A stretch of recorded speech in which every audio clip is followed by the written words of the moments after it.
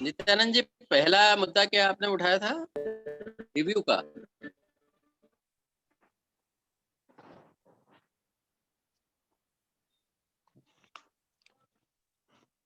Sir उनका, हाँ मेरा जैसे उनका ये कहना था कादरी साहब का कि क्या जुर्माने की रकम, जुर्माने का जो आदेश है क्या वो वापस हो सकता है, ये उनका मूल तत्व यही था कि क्या रिव्यू हो जाएगा ऑर्डर।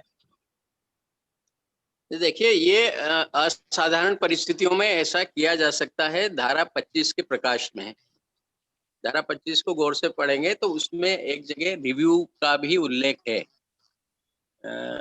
25(3) ग में ये उल्लेख है। लेकिन ये यहाँ तो इसलिए आदेश किया कर गया दिया है है सर। कि ये इसलिए किया गया है कि किसी भी स्थिति में किसी भी न्यायाधिकरण में न्याय परास्त न हो। इसके लिए एक उदाहरण आपको देना चाहेंगे कि एक मामले में हमने एक अपील पे, सेकंड अपील पे लोक सूचना अधिकारी को दंडित किया। वो उपस्थित नहीं हुआ सुनवाई में और अपना पक्ष नहीं रखा, तो दूसरे पक्ष ने जो चीजें रखी उसके आधार पर वो साफ साफ दोषी सिद्ध होता था। लेकिन उसके दंड आदेश मिलने के बाद लोक सूचना अधिकारी ने ऐसे प्रमाण पेश किए जिससे वो साफ साफ निर्दोष सिद्ध होता था। जो तथ्य अपीलार्थी द्वारा छिपाए गए थे और गलत ढंग से पेश किए गए थे, उसने वस्तु स्थिति बाद में प्रस्तुत की। तो हमने न्यायिक विवेक का और विवेकाधीन शक्तियों का उपयोग करते हुए उसके दंड को संशोधित आदेश पारित करके दूसरा, और वो सारे जो भी तथ्य उसने रखे उनका उल्लेख करते हुए उसको दंड से मुक्त किया जा सकता है कि अगर बाद में ऐसी चीज आ जाती है, ऐसे तथ्य आपके सामने आते हैं आदेश पारित होने के बाद, जिससे पूरी स्थिति ही बदल जाती है, हाँ, तो पेरेंटली इलीगलिटी पे किया जा चाहिए। एक मिनट, यहाँ तो आदेश है सर, एक मिनट सर, यहाँ आदेश है जिला कोषागार को भी तो आदेश हो चुका है सर ये पैसा काटने के लिए। कादरी साहब, आपका विषय ठीक है, आपके विषय में कोई दिक्कत नहीं है। आपके विषय में सुनवाई का अवसर, आपके में सुनवाई का पर्याप्त अवसर दिया गया था। सर ने जिस विषय का जिक्र किया है उस संबंधित मामले में सुनवाई का अवसर नहीं मिला था, इसलिए वो अपने तथ्य नहीं रख पाए थे। इसके उपरांत उन्होंने अपने तथ्य रखे, इसलिए उसको रिकॉल करके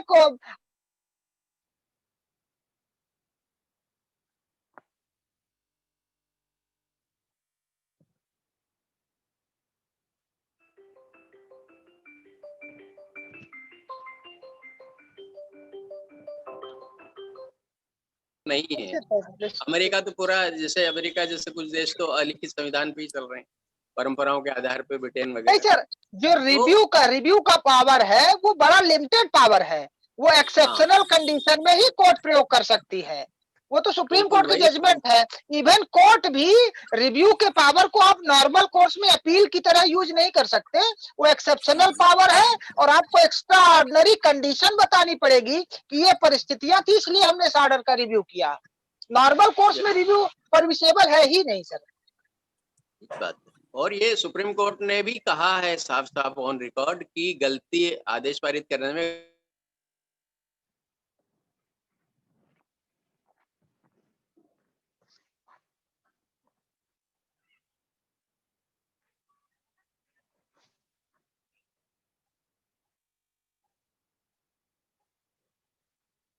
only to applicant, कहीं कोई भी अपील सकता था। अगर किसी भी आयुक्त ने अपीली अधिकारी का एप्लीकेशन को रिव्यू किया है, दैट इज एब इनिशियो, मतलब इम्प्यून्ड है वो। एक मिनट, इसको थोड़ा सा पढ़ लीजिए। ये एक्चुअली रिपोर्ट के लिए है कि जो वार्षिक प्रतिवेदन प्रस्तुत होंगे उसके लिए ये व्यवस्था की गई है 25(3), लेकिन इसमें रिव्यू शब्द का प्रयोग किया गया है। इसका मतलब कि जब अपील, नित्यानंद जी ये 25(3 केवल ये आपकी आवाज में नित्यानंद जी, ये पूरा कानून, छोटा सा अधिनियम जिसमें आपने सर ने बताया 25(3 में हमारे पास रिव्यू है। अपील का जो प्रोविजन, मैं इसमें कुछ बोलना चाहूंगा, अपीलांट्स के लिए थी। देवेंद्र अग्रवाल कुछ बोलना चाहूंगा सर। मैं आलोक जी की बात से सहमत हूँ। आलोक जी की बात से मैं इसलिए सहमत हूँ क्योंकि अगर हम देखेंगे कि पुनर्विलोकन रिव्यू शब्द का उपयोग इस एक्ट में कहाँ हुआ है, तो इस एक्ट में 7(3)B में पहली बार रिव्यू शब्द आया। उसके बाद 10(2) के ई में रिव्यू शब्द का उपयोग आया है। और जिस हम 25(3) की बात कर रहे हैं, 25(3) के ग में, सी में, तो वहां पर इसकी सिर्फ रिपोर्ट मांगी गई है। रिपोर्ट किसके लिए मांगी गई है? जो उस लोक प्राधिकरण में जो रिव्यू के मामले आए थे, जो आवेदक ने लगाया था, उस रिव्यू के मामले की संख्या बतानी है। देवेंद्र जी, इसका मतलब ये है कि कहीं ना कहीं अगर रिव्यू का संख्या बतानी है रिव्यू तो को समझा हुआ है देवेंद्र आपने जी। हाँ, नहीं रिव्यू देखिए, मैं आपको बता रहा हूँ, मैं आपको बताना चाहूंगा रिव्यू होता क्या है। रिव्यू होता यह है कि जब आप सेक्शन 7 में जाते हैं, सेक्शन 7 में 7(3) में कोई फीसेस ऐसी डिमांड कर दी जाती है पीआईओ के द्वारा जो एक्सेप्टेबल नहीं है या प्रॉपर नहीं है, उसने बराबर विवरण नहीं दिया है, तो आप एक रिव्यू करते हैं या उनसे आप डिमांड करते हैं कि सर इसको आप पूरा प्रॉपर कीजिए। आप इस कंडीशन में रिव्यू में जाते हैं। या आप जब सेक्शन 10(3) में या 10(2) में जब रहते हैं, तो 10(2) में जब कुछ जानकारियां आपके साथ जो सेक्शन 8 और 9 में हाइड की जाती हैं, उसके लिए कोई बात आप पीआईओ को समझाने के लिए पीआईओ को बोलते हैं कि आप अपने आदेश को रिव्यू कीजिए, आप उसको समझने की कोशिश कीजिए। उस संबंध में आप रिव्यू की डिमांड करते हैं पीआईओ से या सक्षम लोक प्राधिकारी से। जबकि जब ये एक्ट बना था उस समय फर्स्ट अपील का प्रॉपर क्लियरेंस नहीं था, तो उस समय कॉम्पिटेंट अथॉरिटी के पास या उनके सक्षम व्यक्तियों से हमको रिव्यू के लिए वो जाना पड़ता था। बाद में चूंकि प्रथम अपीलीय प्रक्रिया हमारे एक्ट में प्रॉपर क्लियर हो गई है, जुड़ चुकी है, उसके लिए ये उल्लेख आया है 25(3) में। ये सिर्फ संख्या है, एक रिपोर्ट है जो एनुअल रिपोर्ट बनेगी आयोग जो लोक प्राधिकारियों से चाहता है, ये उस रिपोर्ट की संख्या है सर। निश्चित तौर पर ये संख्या है, रिपोर्ट है, हम सब इससे सहमत हैं। लेकिन सर का ये कहना है कि जब विशेष परिस्थिति में कोई ऐसी गलती हो जाए, तो जो मतलब पेरेंटली इलीगलिटी अगर किसी जजमेंट में हो जाए, तो कोर्ट कुछ चीजें अगर एक्ट में नहीं भी है तो भी अगर कब हो सकता है, वो कब हो सकता है वो भी आप समझिए। जैसे कि अब मान लीजिए कि सर ने बोला कि वो कोई सामने नहीं आ पाया, मतलब पीआईओ जो है अपनी बात को या पक्ष को नहीं रख पाया। पीआईओ मेरी बात तो समझिए, पीआईओ बात को पक्ष को नहीं रख पाया, तो सीधे आप उसके ऊपर 25,000 जमा करना है, आप वो नहीं करेंगे। आप एक क्या करेंगे, आदेश दे दिए, आदेश देने के बाद एक कारण बताओ नोटिस जारी कर दिए, सो कॉज नोटिस। अब वो सो कॉज नोटिस के टाइम पर उस चीज की रिप्लाई दे देता है, तब आप उनको आप उसमें रिव्यू कर सकते हैं। कि रिव्यू क्या कर सकते हैं कि भाई वहां पर भी रिव्यू वो नहीं करेंगे, रिव्यू करेगा लोक प्राधिकारी। क्योंकि जैसे कि एक बात और आई थी थोड़ी देर पहले कि हम आदेश एक साथ दे सकते हैं कि नहीं दे सकते। उस आदेश का जो उल्लेख है वो है सेक्शन 19(8) में। 19(8) बोलता है कि अपने विनिश्चय में, कि जो मतलब अपने विनिश्चय में आयोग जो है, आयोग के पास शक्तियां हैं, आयोग के पास जो शक्तियां हैं वो मेंशन किया है कि सूचना तक पहुंच उपलब्ध करवा सकता है। कोई क्षतिपूर्ति है सेक्शन 19(b) में तो वो लगा सकता है। 19(c) में कोई शास्तियां हैं, कोई पेनल्टीज है तो वो लगा सकता है। वो सारे पावर जो है 19(8) में मेंशन है। 19(8) का ए जानकारी दिलवाना, 19(8) का बी क्षतिपूर्ति लगवाना, 19(8) का सी कोई जुर्माना लगाना, या 19(8) का सी उस आवेदन को खारिज करना, नामंजूर करना। ये आयोग की शक्तियां हैं। वो सारी चारों शक्तियों का उपयोग वो अपनी विवेक के अनुसार आयोग ले सकता है। लेकिन अगर पीआईओ ने कोई डिसीजन मतलब प्रॉपर काम नहीं किया और उसके ऊपर जुर्माना लगना है, तो जुर्माना लगाएगा। जुर्माना लगाने के लिए वो आदेश देगा किसको? लोक प्राधिकारी को। इससे पहले एक सो कॉज नोटिस की प्रक्रिया अपनाई जाती है। अगर पीआईओ ने सो कॉज नोटिस में रिप्लाई दे रहा है तो वो ऑर्डर में जुड़ जाएगा, अन्यथा वो फिर उसमें कोई रिलीफ नहीं है एक बार ऑर्डर फाइनल होने के बाद। नहीं देवेंद्र जी, सर का ये कहना था कि जहां पे मैं चाहूंगा आत्मदीप सर इस पे हम लोगों का ज्ञान थोड़ा सा और क्लियर करें। नहीं, 1 मिनट मैं भी कहना चाहूंगा कि सर ने ये कहा है कि अगर प्राकृतिक न्याय के सिद्धांतों का पालन नहीं हुआ और माना कि एक्ट में इस रिव्यू का कोई स्पेसिफिक प्रोविजन नहीं है, फिर भी प्राकृतिक न्याय के सिद्धांतों का पालन करते हुए अगर सूचना आयुक्त को ऐसा लगता है, संबंधित माननीय सूचना आयुक्त को लगता है कि कोई बड़ी त्रुटि हुई है उनके आदेश में, तो उसको रेक्टिफिकेशन कर सकते हैं, पर उसका एक बड़ा और स्पेसिफिक रीजन असाइन करना पड़ेगा। ऐसा जैसा मेरा मत है कि ऐसा सर का कहना था। सर इस विषय में ज्यादा प्रकाश डालेंगे। बिल्कुल, मैं वही कहना चाहता था जो आपने कहा कि कुल मिला के न्याय की कुर्सी पे बैठने वालों का ये मुख्य प्रिंसिपल होना चाहिए कि न्याय किसी भी स्थिति में परास्त न हो और किसी भी निर्दोष के साथ अन्याय न हो। उसके तहत आप विवेकाधीन का प्रयोग किया जाए। तो ऐसी परिस्थितियों में तो सर आवेदकों के साथ भी अगर कोई अपलार्थियों के साथ भी कोई अन्याय हो रहा हो या कोई डिसीजन में कोई कमी रह जा रही है तो उनको भी रिव्यू का अधिकार मिलना चाहिए, समानता का अधिकार मिलना चाहिए। तो ऐसा तो नहीं होता है। उस कंडीशन में हमें तो हाई कोर्ट जाने के लिए बोला जाता है, क्योंकि रिवीजन पिटीशन का तो पावर कहीं पे भी या कहीं पे भी कोई उल्लेख है नहीं। आलोक जी, निश्चित तौर आप पर कुछ इस पे नहीं है नहीं, लेकिन एक्सेप्शनल कंडीशन पे आयोग देखिए क्या है कि न्यायालय के निर्णय भी जो है वो भी एक प्रकार से कानून हो जाते हैं, प्रेसिडेंट है। तो नहीं, तो बहुत गंदे निर्णय हैं वैसे हमारे पास भी, हाँ आवेदकों के पास भी बहुत गंदे निर्णय हैं, लेकिन उसमें नहीं कोई नहीं रिलीफ नहीं देवेंद्र रहता है। देवेंद्र जी, हम आपकी बात से पूरी तरह से सहमत हैं और बिल्कुल सही बात है कि आवेदकों के पक्ष में भी, लेकिन आवेदकों की तो रीढ़ बराबर आयोग तोड़ रहा है हर जगह। वो एक सूचना आयुक्त की बात आप छोड़ दीजिए। तो सवाल ये है कि अपन एक एक्सेप्शन जो है वो पीआईओ की तरफ से भी इंटरटेन नहीं कर रहे हैं आयोग। ये भी बात है कि एक बार उनका जो भी निर्णय हो गया तो फिर वो हाई कोर्ट वगैरह से ही जाकर के उसका जो भी निराकरण हो रहा है। लेकिन कभी कभार यदि 100,000 में एक आध केसेस में यदि इस तरह से रिव्यू हो जाता है तो अलग बात है। तो हमारे ख्याल से हमारे लिए वो यहाँ पे ज्यादा डिबेट का विषय भी नहीं होना चाहिए, नहीं, क्योंकि हम लोग डिबेट यहाँ का पे नहीं है, समझने की बात है भैया। जनरल प्रॉब्लम को अपन लेकर के यहाँ पे हाँ, डिस्कस ये करें जो समझने लोगों का की। विषय है। देवेंद्र भाई से मैं सहमत हूँ, उन्होंने ठीक बहुत है, अच्छा विषय कहा है, क्योंकि नहीं, बहुत देखिए अच्छा क्रिमिनल वो कोर्टों में रिव्यू का कोई पावर नहीं होता है। क्रिमिनल कोर्टों में एक बार आपकी एप्लीकेशन रिजेक्ट हुई, इट मींस रिजेक्ट हो गई।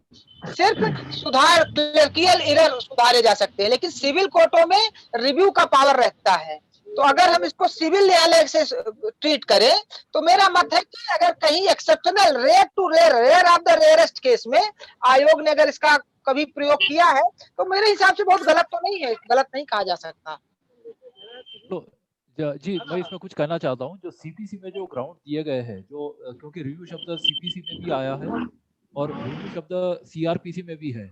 इसमें जो ग्राउंड्स है ये बहुत ही लिमिटेड है और हाईकोर्ट भी इस मामले में डिस्टिंग्विश करता है कि रिव्यू और अपील में क्या फर्क है। तो रिव्यू में जो एक ग्राउंड है, पहला ग्राउंड है इलीगैलिटी, दूसरा होता है error on the face of record या प्रोसीजरल अनफेयरनेस, और एक होता है इररेशनलिटी। तो पूरे के पूरे इशू को री एजिटेट करना है तो वो स्पेशल अपील में या अपील में किया जा सकता है। बट रिव्यू में जो हाई कोर्ट के या जो इवन हाई कोर्ट के ही भी पावर बहुत कम है। और जहाँ पर जो हम यदि आयोग की बात करें तो आयोग में तो ऐसे नियम बने हुए हैं कि जो रेगुलेशंस है, आरटीआई रेगुलेशंस, तो जैसे उत्तराखंड के आरटीआई रेगुलेशन 2007 है, तो उसमें स्पष्ट लिखा है कि हाई कोर्ट रिव्यू नहीं कर सकेगा, क्योंकि कुछ हाई कोर्ट के भी निर्णय ऐसे है कि जो आयोग है this is neither a court और ए ट्रिब्यूनल, और इसलिए उसने जुडिशियल रिव्यू की जब बात आती है तो उनको अपने जुडिशियल रिव्यू का पावर उनको नहीं है, और एक बार निर्णय दे देने के बाद वो रिव्यू उसको नहीं कर सकते हैं। तो यदि कोई error on the face of record या कोई से अपरेंट इन्फॉर्मिटी या ऐसा कुछ है तो ही उसमें रिव्यू कर सकते हैं, अदरवाइज रिव्यू का बहुत ही लिमिटेड ग्राउंड। और यहाँ पर भी जो शब्द आया है रिव्यू को आपको इस तरह से समझना पड़ेगा आरटीआई एक्ट में कि जहाँ पर एक्सेस फीस चार्ज की गई है, तो ऐसे मामले में डेफिनेटली रिव्यू होता है कि उसमें फिर रिव्यू में ये होता है कि वो रिकैलकुलेट करते हैं, या आयोग में ये भी होता है कि पत्रावली आप लेके आइए, हम देखते हैं वाकई उतने पेज की सूचना आपके पास है या नहीं है, और उसके बाद फिर वो उसमें ये करते हैं कि आपको इतना पैसा चार्ज करना चाहिए। इस तरह के निर्णय उसमें होते हैं। तो रिव्यू में जो आयोग के भी जो अधिकार है वो बहुत ही सीमित है। Thank you. सर एक हमारा चलिए निवेदन है सर। पूछिए। सर एक आधार कार्ड बनवाया गया था 2014 में, और सर उसकी पर्ची जो है खो गई और आधार कार्ड पोस्ट ऑफिस के द्वारा नहीं मिल पाया। उस समय गांव में आके बनाते थे, और फिर उसके बाद सर दोबारा वो किया गया, लेकिन अब आधार कार्ड बन नहीं पा रहा। उसके लिए क्या करें? तो भाई साहब इसके लिए आप तो पोस्ट ऑफिस चले आप जाइए, और पोस्ट ऑफिस में भी सुविधाएं उपलब्ध हो रही हैं, वहां से करवा लीजिए। इतना परेशान होने की क्या बात है? हाँ, ये थोड़ा दूसरा इशू है। आप इसको तो समाधान करवा सकते हैं ना आधार कार्ड बनवाने के संदर्भ में। तो आप पोस्ट ऑफिस से संपर्क कर लीजिए, जैसा कि आलोक जी बता रहे हैं, और इसके कियोस्क भी खुले हुए हैं जहाँ पर इस प्रकार कार्य होता है, तो वहां से भी आप इसको करवा सकते हैं। नहीं, वो कह रहे हैं कि वो जो पिछला वाला 2014 वाला बन गया है और प्राप्त नहीं हुआ और रसीद है नहीं, तो अब दोबारा से जब बनवाते नहीं हैं नहीं, दो बार वो सुनिए, वो आप हमें आपका लगता है फिंगर केवल आप आजकल विषय सीधे लगता भटकाने का है। आपने सवाल डाल दिया है, डुप्लीकेट कॉपी बहुत ही अनरेलिवेंट सवाल आपने पूछा। हाँ हाँ, बिल्कुल बिल्कुल। जो वो बता रहे हैं, आप ये जो है, आपको एक प्रोसीजर बता दिया कि आप पहले वहां जाके करिए, फिर जो वहां नहीं होता है कुछ आप भी, फिंगर से, तब आप बताइए कि हाँ ये चीजें नहीं हो रही हैं, क्योंकि सेंट्रल गवर्नमेंट ने इसके लिए डिपार्टमेंट ऑफ पोस्ट को ऑथेंटिक किया हुआ है फॉर मेकिंग एन आधार। ये थोड़ा सा दूसरा इशू है, आप इसको कर लीजिएगा, हो जाएगा। फिंगर से भी आ जाता है, जरूरी नहीं है कि आपको वो बोलेगा कि मोबाइल नंबर आपका क्या था, ये क्या था, वो क्या था, वो अलग बात है। आप सीधे फिंगर लगा करके भी आपका वो पूरा आ जाता है, तो आप इसको करवा सकते हैं। कोई दूसरा टाइप का प्रॉब्लम है, आप इसको सॉल्व कर सकते हैं। और यदि किसी के कोई प्रश्न हो तो आप लोग इसको जल्दी पूरा कर लें, क्योंकि 1 बज गए हैं। नहीं, वैसे और इसको अपन समाप्त शिवानंद जी, जो हम लोग इतना डिस्कशन हुआ रिव्यू को लेकर के, सीपीसी के अगर आयोग हमारा सीपीसी को टेक ओवर कर रहा है, तो आयोग के पास सारी पावर है। Under order 47 he can review any order, he can review any order. ठीक बोल रहे हैं। जी जी ठीक है ना? जी जी, एज पर बिल्कुल। ऑर्डर 47 ऑफ सीपीसी पावर है कोर्ट को। तो जब उस कोर्ट को डीम्ड 1908 का इंफॉर्मेशन कमिश्नर उसको पावर ले रहे हैं, तो वो रिव्यू भी कर सकते हैं अंडर ऑर्डर 47। बट अगर अंडर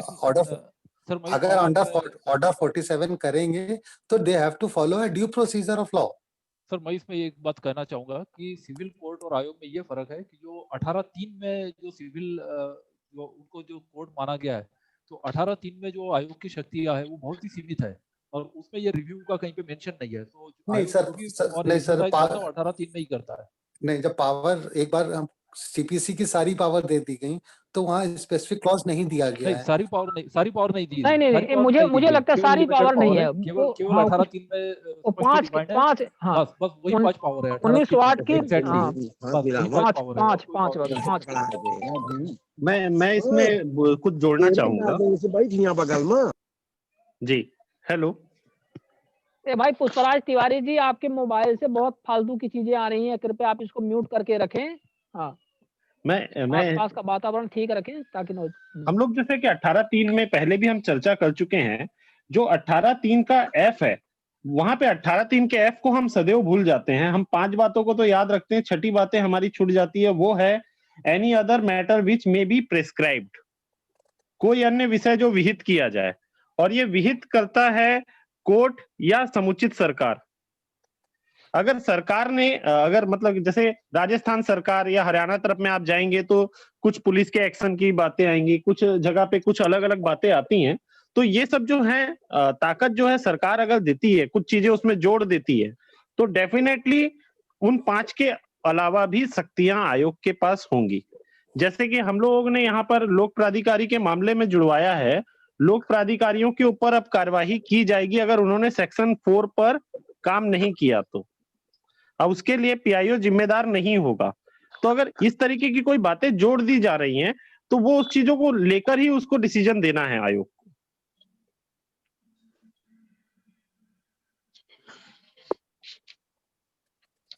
जी, देवेंद्र अग्रवाल जी, बहुत ही सही आप लोगों ने और आलोक कुमार जी ने बात आप लोगों ने उठाई है। अपन इसको विस्तृत में आगे भी चर्चा करेंगे जब और हमारे पैनल के जो विशेषज्ञ अभी आत्मजीत सर अकेले हैं, तो उन्होंने काफी सवालों के जवाब दिए हैं, और प्रयास ये किया जाएगा कि इसको और भी आगे बढ़ाया जाए और अन्य हमारे जो विशेषज्ञ हैं उनको इसमें रखा जाए।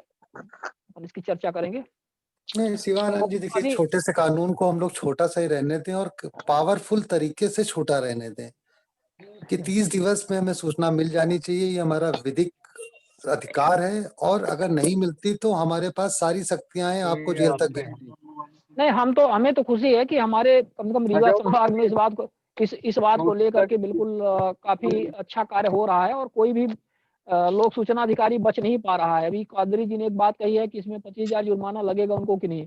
अब यहाँ पे कौदरी जी एक लेटर दे देते हलफनामे में भी अपने सूचना आयोग को यदि दे दें कि हमें जानकारी मिल गई थी, ठीक है, तो इनका सूचना आयोग शायद इनके लोक सूचना अधिकारी को छोड़ देगा। लेकिन यदि यही केस एमपी में होता तो राहुल सिंह जी एक ऐसे सूचना आयुक्त हैं जो इनको दोनों को बोलते कि आप लोगों ने फिक्स किया हुआ है, आपने अपील क्यों करी है, यदि आपको पहले सूचना मिली थी तो आपको द्वितीय अपील में आनी ही नहीं चाहिए थी। तो ऐसे-ऐसे मामलों पे निराकरण यहाँ पे हमारे रीवा संभाग के क्षेत्र में हुआ है। तो यहाँ तो किसी को बिल्कुल गलती पे छोड़ा ही नहीं जा रहा है, तो हम आपको ये बात बहुत ही स्पष्ट तौर पे बता दें। पर वही हमारा उद्देश्य सबसे पहले ये है कि धारा 4 के अंतर्गत जो ज़्यादा से ज़्यादा जानकारी आम पब्लिक को उपलब्ध होनी चाहिए, क्योंकि हमें तो लगता है कि अभी हमें बहुत स्पेसिफिक लोग कहते हैं ना, आप लोग ये सब बातें जब करते हैं, तो हमें लगता है कि ठीक है, ये चलिए ठीक है, तो बहुत स्पेसिफिक बातें हो गई हैं। और 81H, 81J यहाँ तो ऐसी जानकारियाँ हैं जो 99.99% ऐसी हैं जो आम पब्लिक को अभी तक उपलब्ध ही नहीं हो पाई हैं, जो सिर्फ रोज़मर्रा की जानकारी उसको है। तो पहले वो जानकारी तो धारा 4 के अंतर्गत उपलब्ध हो जाए। और हमारा सबसे ज़्यादा इसमें यही है, प्रयास है कि हम छोटी-सी जानकारी एक पंचायत से स्तर से चालू करते हैं और उसमें हम डिमांड करते हैं, जब चूँकि हम जानते हैं कि पंचायत वाला व्यक्ति हमें जानकारी नहीं देगा, तो हम उसकी डिमांड करते हैं। आयोग के पास जब अपील जाती है तो उसमें डिमांड करते हैं कि ये जो जानकारी है, तो ना केवल हमारी पंचायत में, बल्कि हमारे संभाग और पूरे मध्य प्रदेश में जहाँ भी उनका कार्य क्षेत्र है, तो इसमें सार्वजनिक की जाए। इस तरह से हमारी डिमांड रहती है। और हमें बड़ी खुशी है कि इस डिमांड को, क्योंकि ये लीगल है, वैलिड है, धारा 4 के तहत है कि एक व्यक्ति को जो जानकारी उपलब्ध होनी चाहिए वो सभी व्यक्तियों को मिलनी चाहिए, क्योंकि यही जानकारी का सिद्धांत है। तो वो जानकारी ऐसा हो रहा है कि हमारे यहाँ सार्वजनिक की जा रही है। बहुत सारी जानकारियाँ सार्वजनिक की जाने वाली हैं और भी हमारी अपीलें चल रही हैं, उनमें सुनवाइयाँ हो रही हैं। तो हमें खुशी है कि हम इसको पहले इस लेवल पर इम्प्लीमेंट करवा पाएँ।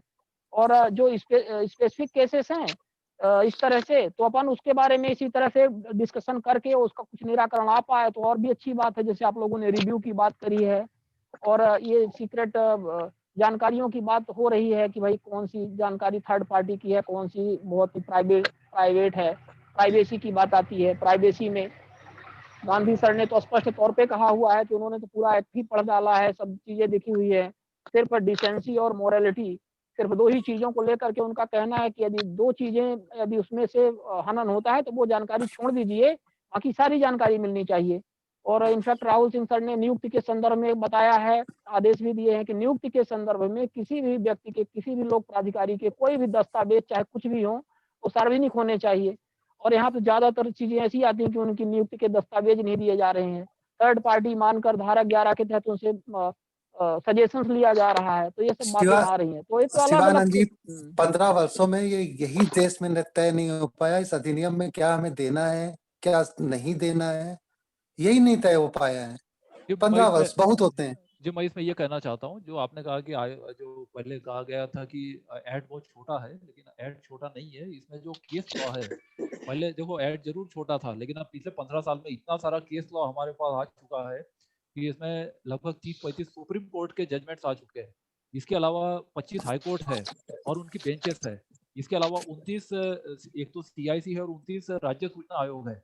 तो इन सबके निर्णय का इतना सारा केस लॉ है कि ये कई हजार पृष्ठों में ये जाता है। और ये सब जो केस लॉ इतना विस्तृत हो चुका है, तो यहाँ बात कॉम्प्लिकेशंस की नहीं है, बात है सही इम्प्लीमेंटेशन की। कि कानून में तो प्रोविजन है, केस लॉ भी बहुत सारा है, कुछ फेवर में है, कुछ अगेंस्ट में है, कुछ कॉन्ट्राडिक्टरी है। नहीं तो बिल्कुल सही कह रहे हैं। जी देखिए बहुत छोटा सा, मैं क्यों कह रहा हूँ बहुत छोटा सा, मतलब जो मंशा है कानून की वो कहीं से पूरी होती हुई नहीं दिख रही है, जो कानून की मंशा थी। क्योंकि इतना बिल्कुल कानून की मंशा बिल्कुल पूरी नहीं हो पाई है। वो तो अपन बोल रहे हैं कि हमें 99.99% तो जानकारी सार्वजनिक होनी चाहिए कि वो जानकारी ही नहीं हो पाई है। तो हम बिल्कुल इस बात को पूरी तरह से सहमत हैं। और पहले हमें वो जानकारी तो मिल जाए जो कॉमन तौर पे हमें डे टू डे रोजमर्रा की जिंदगी में आवश्यक है, वही जानकारी नहीं मिल रही है। सरकारी कार्यों की जानकारी नहीं मिल रही है। टेंडर है, TS है, कार्य का ब्यौरा है, वो तो हमें कम से कम मिल जाए हर किसी कार्य का, सरकारी काम में यही नहीं मिल रहा है। इसके लिए लोगों को RTI लगाना पड़ रहा है। यस, शिवानंद द्विवेदी जी सही कह रहे हैं कि जो नियुक्ति से संबंधित है सभी सूचना पब्लिक होनी चाहिए। उत्तराखंड सूचना आयोग भी इस बात को मानता है, लेकिन जो सुप्रीम कोर्ट के 3-4 निर्णय है, जो Assam public service commission, Arunachal Pradesh public service commission, Bihar public service commission और UPSC का भी है, तो ये जो 4-5 पब्लिक सर्विस कमीशन के जो निर्णय है, तो मैंने देखा कि अक्सर जो है आयोग या जो PIO या जो अपीलीय अधिकारी है, वो उन निर्णयों की वजह से कभी-कभी कुछ चीजें पब्लिक नहीं कर पाते हैं। तो ये सुप्रीम कोर्ट के 4-5 निर्णय जो है, इस बात को लेकर के तो लगातार हमारे जो पूर्व सूचना आयुक्त हैं, इस बात को लेकर के गांधी सर ने भी कहा है और सब डिस्कशन में कहते हैं कि कोर्ट ने कानून को बहुत कमजोर करने का प्रयास किया हुआ है। इस बात से हम सभी लोग सहमत हैं। तो कोर्ट ऐसा क्यों कर रही है, वो कोर्ट में बैठे हुए लोग ही ये बता सकते हैं। और अभी एक दिल्ली हाई कोर्ट का भी इस तरह से निर्णय जिसमें आया था कि कारण बताना पड़ेगा। 6-2 सीधे सीधे कहता है कि कोई कारण की आवश्यकता नहीं है, देखिए मुझे आवेदक कोई भी शिवानंद कारण जी, उससे नहीं पूछा जाएगा। लेकिन अब दिल्ली वाला मैटर मुझे लग रहा है कहीं ना कहीं कुछ ना कुछ राजनीतिक मैटर है, क्योंकि उसकी वजह है कि 2013 में डीओपीटी का सर्कुलर है और डीओपीटी का सर्कुलर सभी जगह था, और उस डीओपीटी के सर्कुलर में साफ साफ लिखा हुआ था कि 6-2 में कुछ नहीं पूछा जाना है।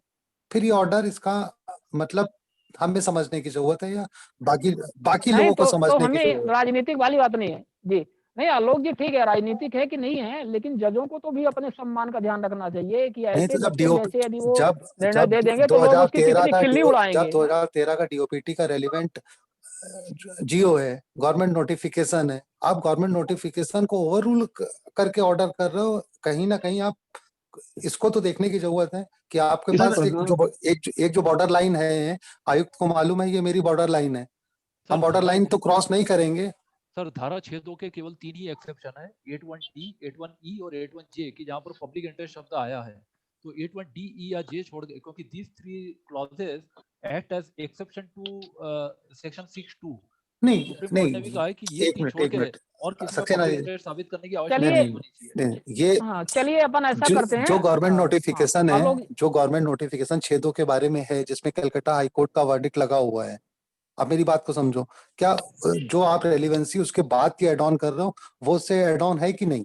नहीं देखिए, कलकत्ता हाईकोर्ट का जो निर्णय था वो केवल पोस्ट बॉक्स यूज करने के बारे में था कि यदि एनोनिमिटी कोई रखना चाहता है तो वो पोस्ट बॉक्स नंबर यूज कर सकता है। इस मामले में कलकत्ता हाईकोर्ट का निर्णय कि वांटेड इंफॉर्मेशन के अलावा और कोई इंफॉर्मेशन देने के लिए उसको बाध्य नहीं किया जा सकता। तो हम तो इवन मोबाइल नंबर के लिए भी हम एप्लीकेंट को अपने बाध्य नहीं करते जब मैं पीआईओ था।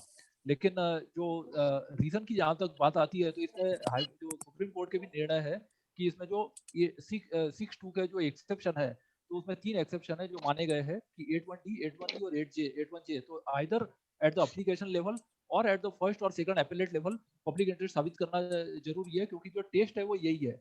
यदि पब्लिक इंटरेस्ट प्राइवेट इंटरेस्ट से ज्यादा है तो सूचना का डिस्क्लोजर किया जाए, और यदि प्राइवेट इंटरेस्ट जो पब्लिक इंटरेस्ट से ज्यादा है तो फिर उसको डिस्क्लोज ना किया जाए। अब ये जो कॉन्स्टिट्यूशन बेंच का जो अभी निर्णय आया है 2019 का सुभाष चंद्र अग्रवाल केस में, जिसमें उन्होंने कहा है कि पब्लिक इंटरेस्ट की टेस्ट किया, क्योंकि पब्लिक इंटरेस्ट और ये कहीं पे डिफाइंड तो है नहीं, तो पब्लिक इंटरेस्ट क्या है, प्राइवेट इंटरेस्ट क्या है।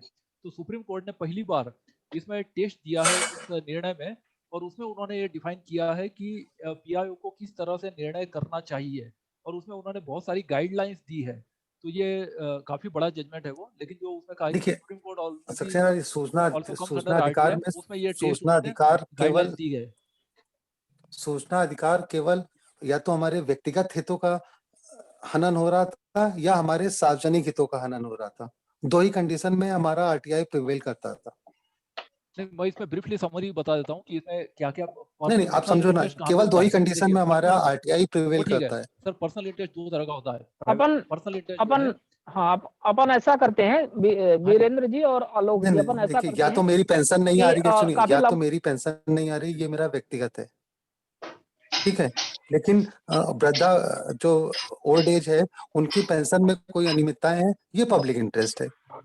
और आरटीआई में केवल इन्हीं 2 पॉइंट्स पे केवल आरटीआई कवर होना था। जी सर, मैं उसमें मानता हूँ, लेकिन प्राइवेट इंटरेस्ट किस मामले में होता है मैं आपको बताता हूँ। प्राइवेट इंटरेस्ट 2 तरह का होता है। पहला होता है एप्लीकेंट का प्राइवेट इंटरेस्ट, दूसरा होता है थर्ड पार्टी का प्राइवेट इंटरेस्ट। ऐसा सुनिए वीरेंद्र जी, अपन इसको जल्दी क्योंकि आत्मदीप सर ने कहा था कि हमें 1 बजे कहीं जाना है, तो चूंकि टाइम ज्यादा हो गया है तो वो इसको बाद में कंटिन्यू करेंगे। सर अगर नहीं है तो चर्चा चल रही है तो अच्छी चर्चा है, चलने दीजिए सर को विराम कर देते हैं हम लोग, चर्चा में आत्मदीप सर मौजूद हैं। 2 मिनट में लेना चाहूंगा कि इसमें जो प्राइवेट नहीं, आत्मदीप सर मौजूद हैं, लेकिन चूंकि उनको काफी समय से शुरू से ही आप जुड़ गए, हमने उनसे रिक्वेस्ट किया था, क्योंकि आज राहुल सिंह सर दिल्ली उनको जाना था बहुत जरूरी काम से, बाद में उनका संदेश आया था। और गांधी सर ने भी कहा था कि वो भी आज शायद कहीं इस टाइम में आज ऐसा टाइम फंस गया कि बोले कि आत्मदीप जी को, तो हमने कहा ठीक है, आत्मदीप जी को उनको कर देते हैं। हाँ तो ठीक है, आत्मदीप सर से मैं निवेदन करूंगा कि सर यदि आप मतलब जाना चाहेंगे तो प्लीज। 2012 में एक सुप्रीम कोर्ट की जजमेंट है जिसमें लिखा है कि किसी को कोई मोटिव बताने की जरूरत नहीं है। ये दिल्ली हाईकोर्ट की जजमेंट उसके पर क्वेरियम है